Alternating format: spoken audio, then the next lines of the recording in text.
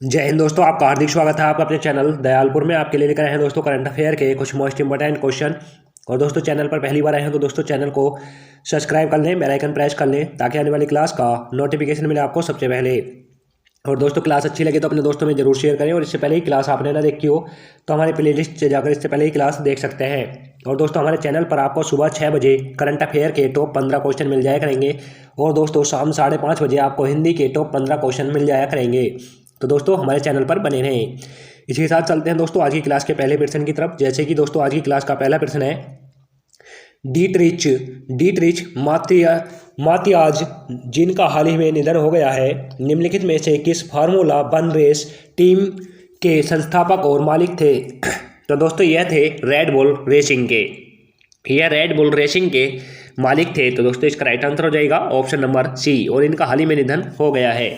तो दोस्तों अब चलते हैं व्याख्या की तरफ। जैसे कि दोस्तों इसकी व्याख्या है, energy drink company red bull के सह संस्थापक और red bull formula one racing team के सह संस्थापक और मालिक ऑस्ट्रेलियाई अरबपति ड्रिच माचियच जिनका हाल ही में निधन हो गया है। तो दोस्तों यह व्याख्या हुई। अब चलते हैं अगले प्रश्न की तरफ। जैसे कि दोस्तों अगला प्रश्न है, इंटरनेशनल लीड पाइजिनिंग प्रोवेशन बिक 2022 कब होने जा रहा है? तो दोस्तों ये होने जा रहा है 23 अक्टूबर से 29 अक्टूबर के बीच। यह 23 अक्टूबर से 29 अक्टूबर के बीच हुआ है। तो दोस्तों इसका right answer option number A हो जाएगा। अब चलते हैं व्याख्या की तरफ। जैसे कि दोस्तों व्याख्या है, इंटरनेशनल लीड फाइजिंग प्रिवेशन बिक 23 अक्टूबर से 29 अक्टूबर 2022 के बीच पेंट को ख़त्म करने के लिए ग्लोबल अलायंस की एक पहल है जिसका नेतृत्व संयुक्त राष्ट्रीय पर्यावरण कार्यक्रम और विश्व स्वास्थ्य संगठन द्वारा संयुक्त रूप से किया जाता है। तो दोस्तों ये व्याख्या हुई। अब चलते हैं अगले प्रश्न की तरफ। जैसे कि अगला प्रश्न है, किस राज्य या केंद्र शासित प्रदेश ने बच्चों के खिलाफ साइबर अपराध को रोकने के लिए कुंजप मोबाइल एप्लीकेशन लॉन्च किया है? तो दोस्तों यह क्या है दोस्तों? केरल राज्य ने, यह केरल राज्य ने किया है। तो दोस्तों इसका राइट आंसर हो जाता है ऑप्शन नंबर डी। अब दोस्तों इन सभी राज्यों की राजधानी बता दूं, नोट कर लें। तेलंगाना की दोस्तों हैदराबाद है, तमिलनाडु की चेन्नई है, कर्नाटक की बेंगलोर है, केरल की त्रिवेंद्रपुरम है। अब चलते हैं व्याख्या की तरफ। जैसे कि दोस्तों इसकी व्याख्या है, केरल के मुख्यमंत्री पिनाराई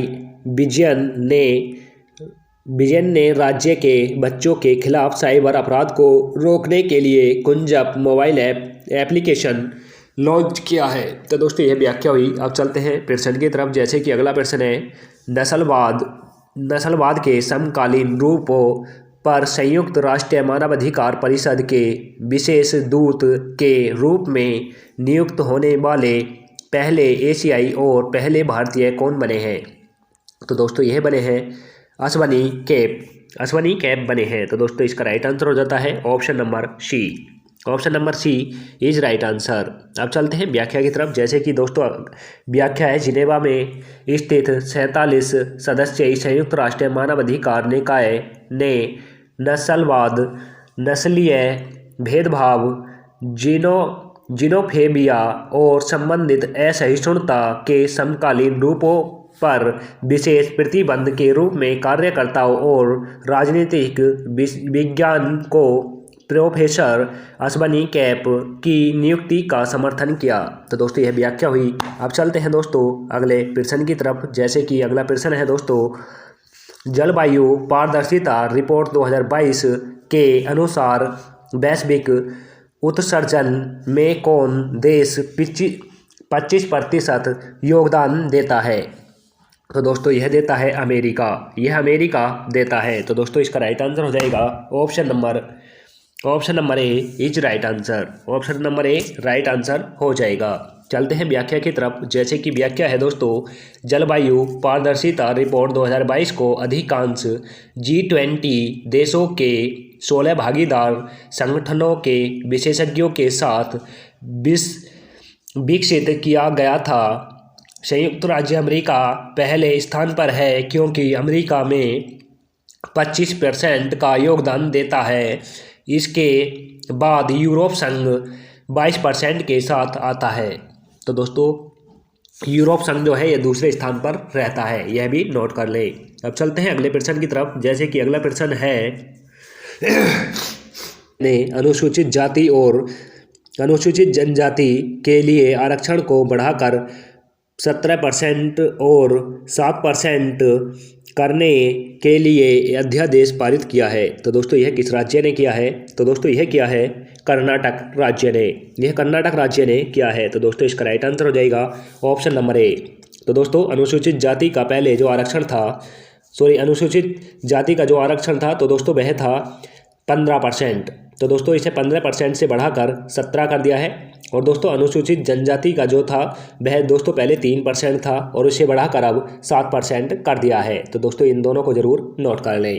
अब चलते हैं व्याख्या की तरफ, जैसे कि व्याख्या है दोस्तों, कर्नाटक के राज्यपाल थावरचंद गहलोत ने राज्य में अनुसूचित जाति के लिए आरक्षण को 15% से बढ़ाकर 17% और अनुसूचित जनजाति के आरक्षण को 3% से बढ़ाकर 7% करने का अध्यादेश को मंजूरी दे दी है। तो दोस्तों यह व्याख्या हुई। अब चलते हैं दोस्तों अगले प्रश्न की तरफ, जैसे कि अगला प्रश्न है आयुर्वेद दिवस 2022 की विषय यानी थीम क्या है? तो दोस्तों इसकी थीम है हर दिन हर घर आयुर्वेद। हर दिन हर घर आयुर्वेद इसकी थीम है। तो दोस्तों इसका राइट आंसर हो जाएगा option number C. Option number C is right answer. अब चलते हैं व्याख्या की तरफ, जैसे कि दोस्तों व्याख्या है इस वर्ष के आयुर्वेद दिवस का विषय हर दिन हर घर आयुर्वेद के वेद है, जिसका उद्देश्य आयुर्वेद के लाभों को जन जन और जमीनी समुदायों तक पहुंचाना है। तो दोस्तों यह व्याख्या हुई।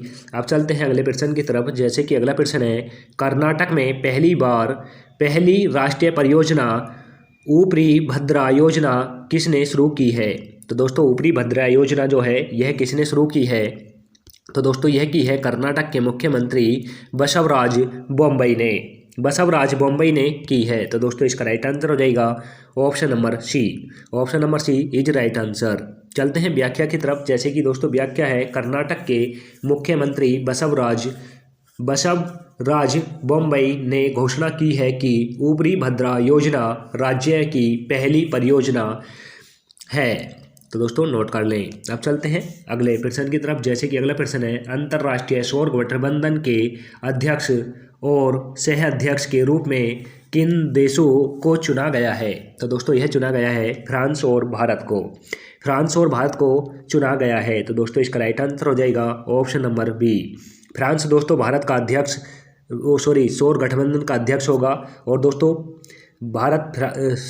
दोस्तों अब दोबारा से रिपीट कर दूं मैं, भारत जो है यह सौर गठबंधन का दोस्तों अध्यक्ष है और फ्रांस जो है दोस्तों यह सह अध्यक्ष है। तो दोनों को नोट कर लें। अब चलते हैं व्याख्या की तरफ, जैसे कि दोस्तों व्याख्या है भारत और फ्रांस को अंतर्राष्ट्रीय सौर गठबंधन के अध्यक्ष और सह अध्यक्ष के रूप में फिर से चुना गया है।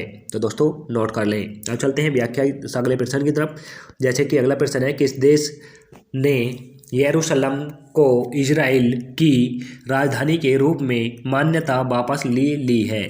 तो दोस्तों किस देश ने यरूशलेम को इजराइल की राजधानी बनाने के लिए फिर से मान्यता वापस ली है?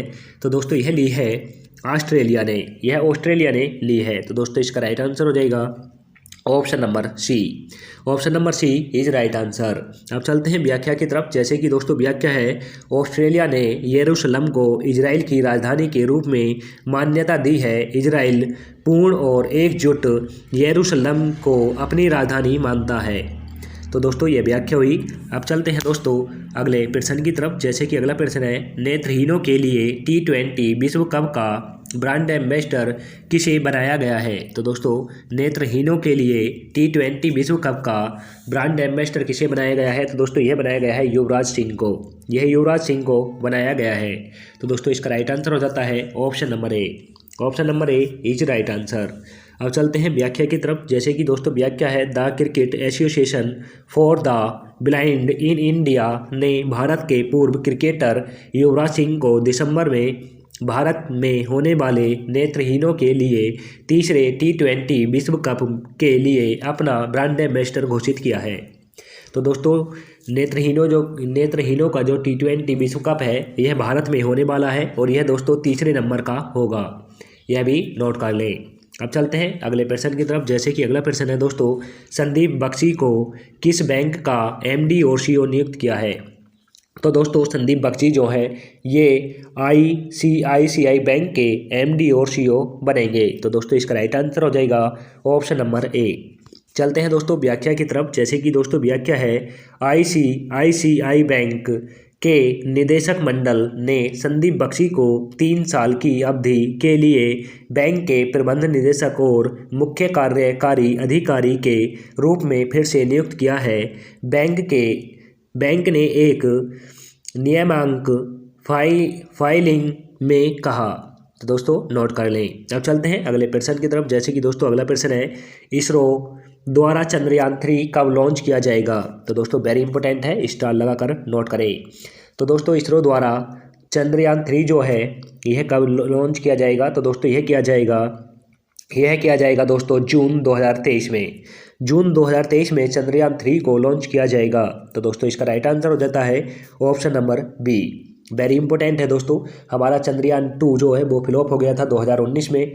तो दोस्तों अब इसे तीसरी बार चंद्रयान 3 को 2023 में लॉन्च किया जा रहा है। तो दोस्तों नोट कर लें। और दोस्तों इसी के साथ चलते हैं व्याख्या की तरफ। जैसे कि व्याख्या है, भारत अंतरिक्ष अनुसंधान संगठन, दोस्तों इसरो की फुल फॉर्म है भारतीय अंतरिक्ष अनुसंधान संगठन के अध्यक्ष डॉक्टर एस सोमनाथ ने कहा है कि वह अगले साल जून में अपना चंद्रयान 3 मिशन लॉन्च कर सकता है।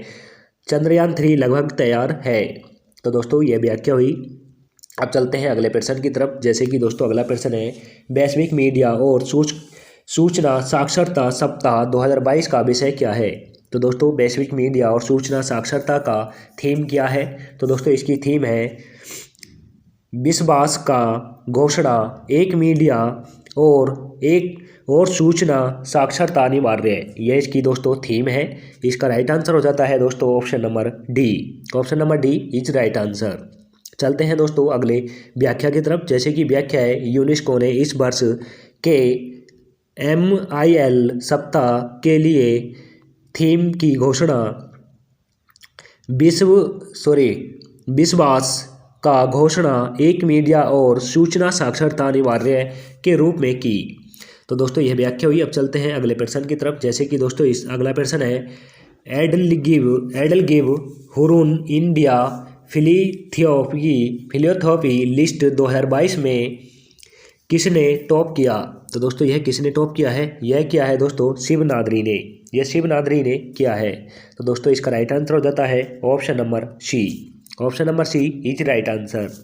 अब चलते हैं व्याख्या की तरफ। जैसे कि व्याख्या है दोस्तों, HCL के संस्थापक शिवनादर और उनका परिवार 2022 के लिए एडेलगिव हुर्न इंडिया परोपकार सूचकांक में भारत के सबसे उदार के रूप में सबसे ऊपर और एक वर्ष में अनुमानित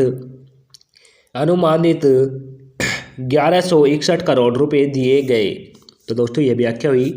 अब चलते हैं अगले प्रश्न की तरफ। जैसे कि दोस्तों अगला प्रश्न है, किस देश ने आनुवांशिक रूप से संशोधित भारतीय सरसों की प्रजाति बेसिका जिंकिया की व्यावसायिक खेती को मंजूरी दी है? तो दोस्तों जिंकिया जो सरसों की प्रजाति है, तो दोस्तों यह प्रजाति भारत में उगाई गई है, यानी भारत में तैयार की गई है और इसको मान्यता दी है उगाने के लिए। तो दोस्तों यह उगाने के लिए दी है ऑस्ट्रेलिया ने। ऑस्ट्रेलिया में भी यह फसल यानी यह प्रजाति उगाई जाएगी। तो दोस्तों इसका राइट आंसर हो जाएगा ऑप्शन नंबर डी।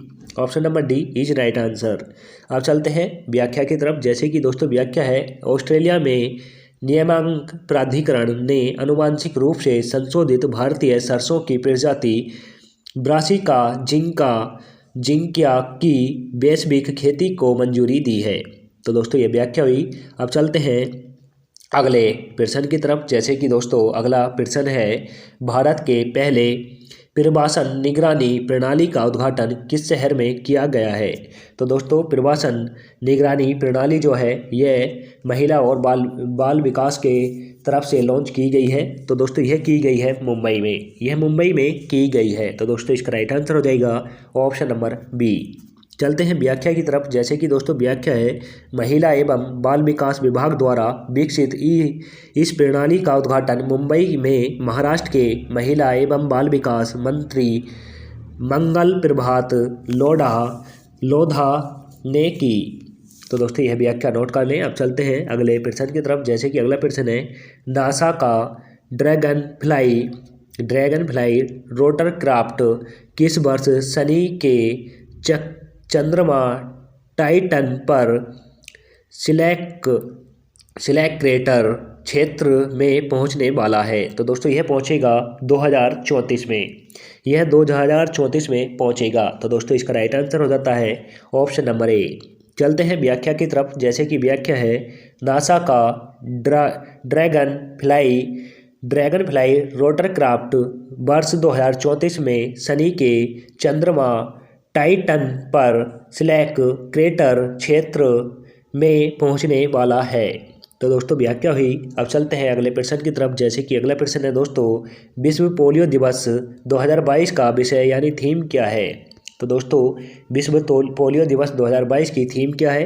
तो दोस्तों इसकी थीम है माताओं और बच्चों के लिए एक स्वस्थ भविष्य। माताओं और बच्चों के लिए एक स्वस्थ भविष्य इसकी थीम है। तो दोस्तों इसका राइट आंसर हो जाता है ऑप्शन नंबर ए।